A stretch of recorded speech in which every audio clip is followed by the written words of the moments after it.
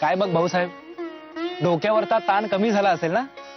आणि आता सनातनांचा विरोधही मावळलाय. तसे काहीच सांगता येत नाही. बसले असतील ते डूक धरून. अहो, त्यांची कशाला काळजी करताय? अहो, लग्न तर झालं ना. आता आता काही नाही करू शकत ते. तसेच नाही पांडुदादा, पण पराभव झाल्यामुळे मनात उकळणारा राग कुठेतरी बाहेर काढणार असते. माधवरावांना याची पूर्ण कल्पना असल्यामुळे धोरणीपणाने त्यांनी नव दाम्पत्यास शहरापासून आधीच बरेच दूर धाडले. चहूबाजूनी विचार करतात माधवराव. आमच्यासाठी तर देवच झाले आहेत ते. अन्यथा माझ्या बळेच आयुष्य म्हणजे त्यास आमच्यामुळे काही त्रास व्हायला नको असे वाटते. पण दादाच कोण त्रास देणार? त्यांना नव्हे, पण ते कोर्टात जातात तेव्हा तुम्ही शाळेत जातात. पांडोबा देखील कामासाठी कुठेतरी बाहेर गेलेले असतात. जी. अनेकदा 2-4 घटका तरी रमाबाई एकट्याच असतात घरी. त्यावेळेस कोणी. अहो, त्या कशाने एकटे असतील? तुमच्या घरातली समधी लोक आहेतच की. तेच तर मगाचपासून सांगण्याचा प्रयत्न करतोय मी, पण माझी जीभच रेटत नाहीये. माझ्या मोठ्या मुलाची बदली जामखेडला झालीये. त्यामुळे बहुतेक आम्हास 2 दिवसात निघून नव्या ठिकाणी हजर व्हावे लागणार आहे. काय?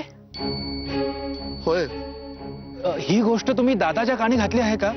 तेच तर सांगतोय. अशा बिकट प्रसंगी आम्ही तुम्हाच सोडून चाललो आहोत हे त्यांना कसे सांगणार? त्यांनी आमचे दुःख आपले मानले आणि मोठाच आधार दिला आम्हाला. आणि आम्ही मात्र त्यास एकटे टाकून निघालो आहोत. कसे सांगणार आम्ही त्यांना? त्यापेक्षा तुम्हीच घाला ना त्यांच्या कानावर. भाऊसाहेब,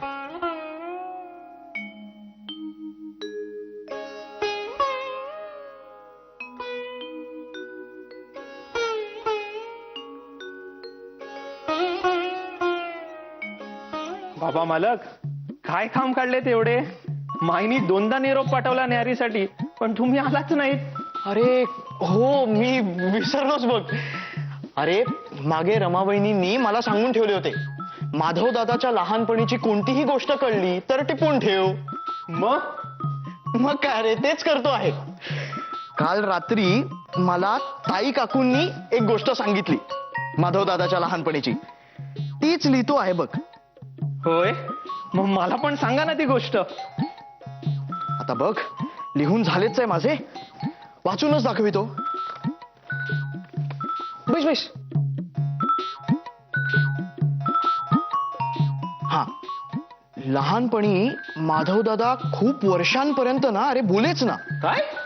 हो ना. तर झाले असे की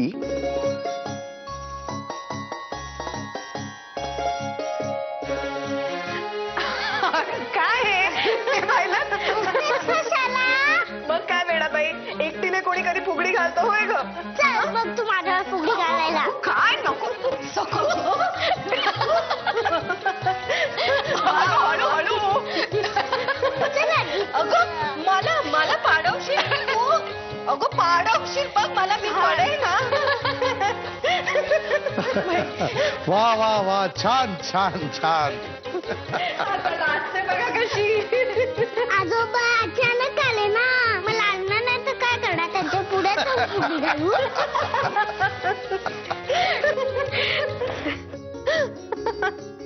खरेच सखूचा मात्र अगदी लळा लागला आहे हो मला. क्षमा करा, पण एक सांगू का? म्हणजे आपणा साऱ्यांचंच जाणे आवश्यकच आहे का? नाही, आपल्या दोन्ही मुलांचं आणि सुनांचं जाऊ दे, परंतु तुम्ही दोघे आणि सखू राहा ना येथेच. खरे सांगू का, मुलाची बदली हे निमित्त आहे. समाजाच्या विरोधात जाऊन मुलीच्या भवितव्यासाठी हे पाऊल उचलले खरे, पण आता नातीच्या भविष्याचा विचार सुटत नाहीये.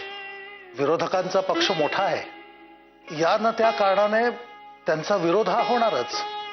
तेव्हा विचार केला, नव्या शहरात गेलो तर नव्याने सुरुवात करता येईल.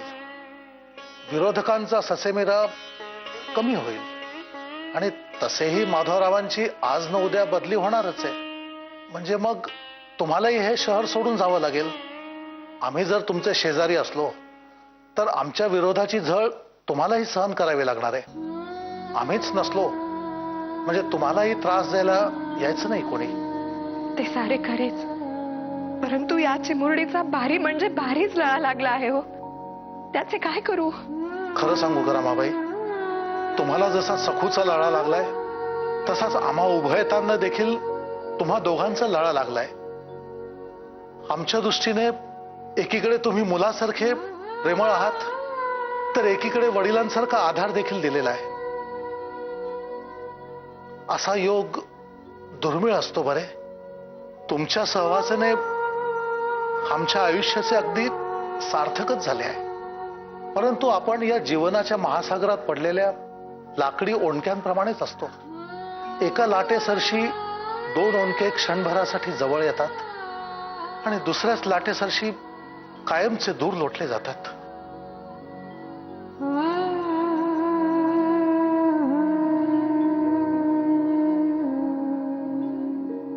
दुर्गा का एक गोष्ट मला समजेच ना. भाऊसाहेबांसमोर बोलावयासही भीत असे दादा असे कळले मला. मग भाऊसाहेबांच्या सनातनी विचारांच्या विरोधात विचार करण्याचे धाडस कसे झाले त्यास? अरे भीत असे म्हणजे तसे नव्हे बाबा. वडिलांसमोर उभे राहून मला हे हवे मला ते हवे असे म्हणण्याची पद्धतच नव्हते त्यावेळी. ती अमर्यादा समजली जाईल आणि वडिलांचा अपमान देखील. परंतु मोठेपणी मात्र आपल्या मर्यादा सांभाळून आपली मते अगदी ठामपणे मांडली त्याने भाऊसाहेबांसमोर. दादाचे वैशिष्ट्यच आहे ना ते. समोरच्याचा अपमान न करता आपल्या मतावर ठाम कसे राहावे हे दादाकडूनच शिकावे. परंतु बाबा, हा ठामपणा मात्र इतका भारी असतो ना. एकदा तर आपल्यावर ग्रामण्यच पुकारण्याची वेळ आली होती. काही कार्यकर्ते भाऊसाहेबांसमोर उभेच ठाकले होते. गोरगरिबास दान करणे धर्माच्या विरोधात आचरण करायचे अशी शपथ घेतली आहे का महादेवरावांनी? अरे अरे अरे हो हो, काय केले काय माधवाने? काय केले?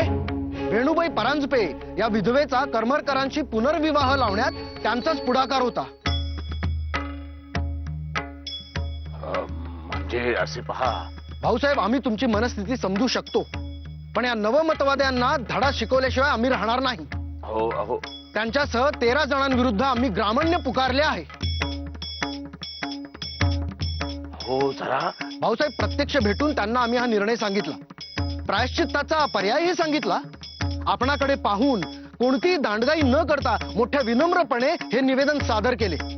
पण महादेवरावांनी प्रायश्चित्त घेण्यास ठाम नकार दिला. त्यामुळे आता हे ग्रामण्य अटळ आहे.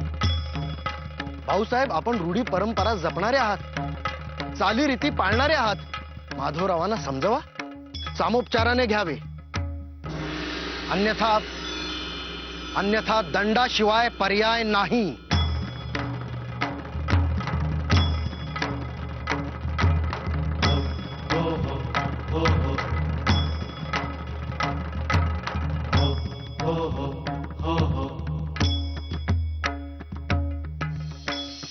अरे देवा, भाऊसाहेबांच्या अंगाची लाहीलाहीच झाली असणार. अरे बाबा, हे काय विचारणे झाले?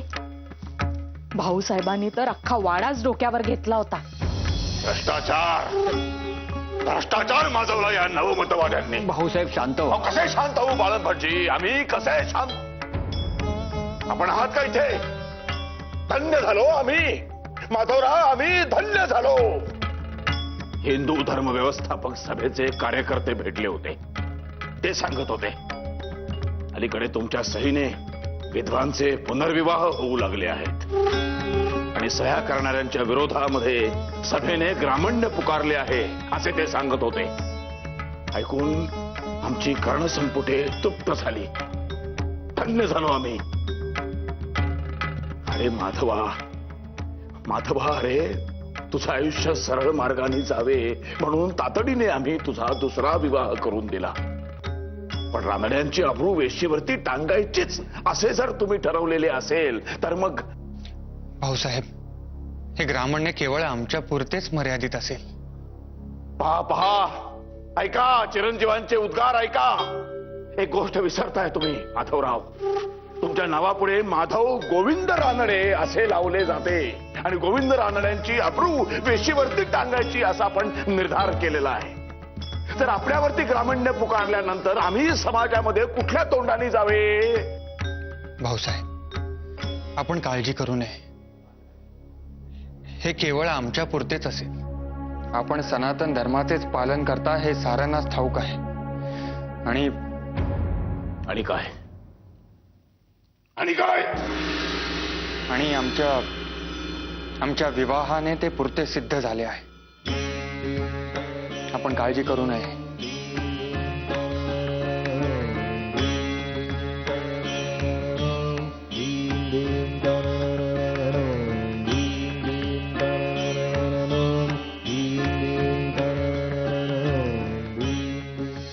भाऊसाहेब दादाच रागे भरत असताना रमेने अगदी निरागसपणे विचारले, ग्रामण्य म्हणजे काय? झाले. भाऊसाहेबांनी रमेशसकट सगळ्यांचा हात धाडले. रमेश तर इतकी धडकी भरली होती म्हणून सांगू, पण नंतर भाऊसाहेबांना काय वाटले कोणास ठाऊक, त्यांनी रमेश बाहेर बोलावून घेतले. सुनबाई,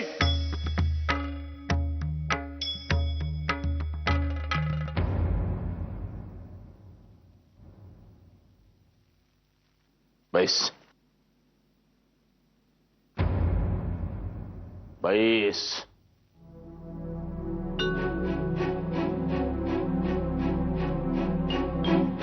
काय सांगतो आम्ही?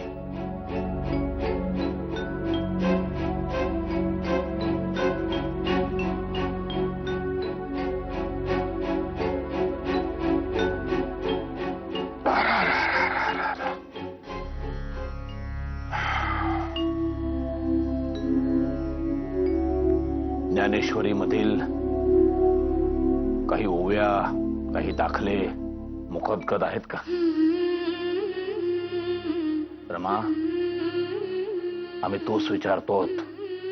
ज्ञानेश्वरी मधील काही ओव्या, काही दाखले मुखोद्गत आहेत का? हो, आहेत ना. म्हण मग. रमे, अगं म्हण. अण्णा ज्या ओव्यांचे निरूपण करतात फक्त त्याच मला येतात. त्यामुळे माझे हृदयी सद्गुरु जेणे तरिलो हा संसार पुरू, म्हणवुनी विशेषे अत्यादरू विवेकावरी.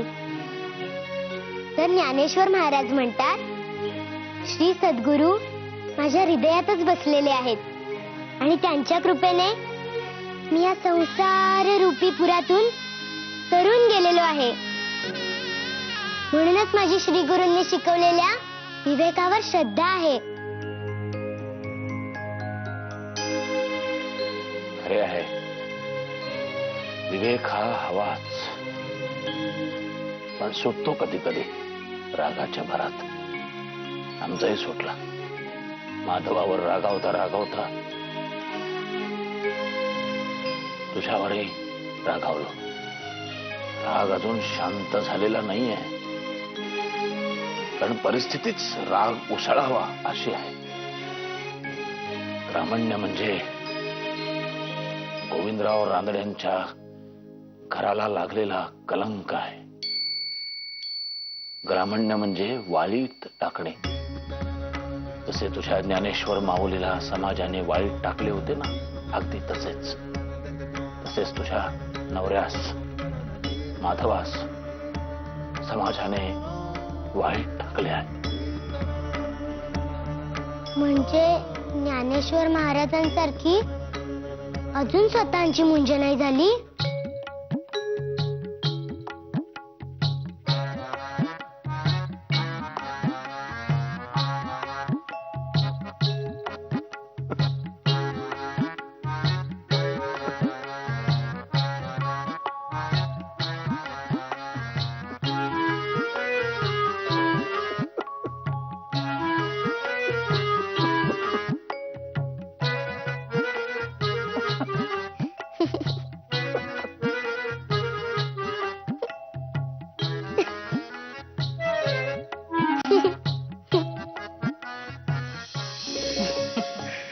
भाऊसाहेबांचा स्वभाव म्हणजे घडीत रुद्रावतार तर घडीत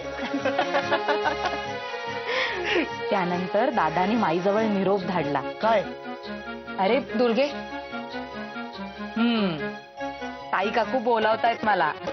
मला जायला हवे, नाहीतर त्या मलाच रागे भरतील. बाकीचे नंतर सांगते. हा बरे. अरे बापरे, हे करावयाचेच राहिले. मी भरतो. बरे.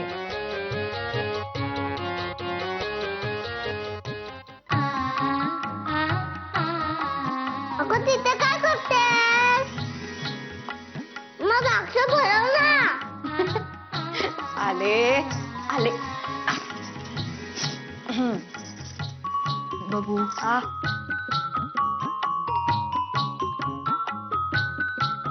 सखू, हे काय आहे ग? मोसंबी. हे मोसंबी आहे? संत्रे आहे ना? मला ठाऊक होते तुला येते की नाही ते बघत होते. फारच लबाड झालीस तू.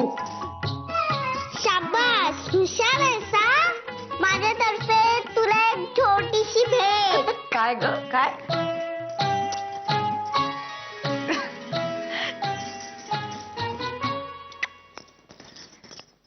राहा ना ग सखू माझ्याकडे.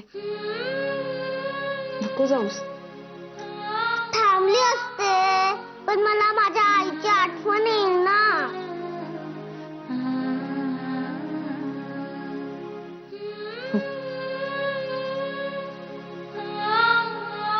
तूच माझ्या बरोबर आलीस म्हणजे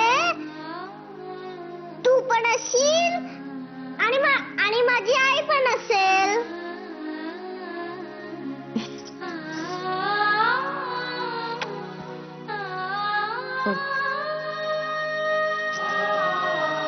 मी तुझी आई नाही हे विसरूनच गेले होते मी.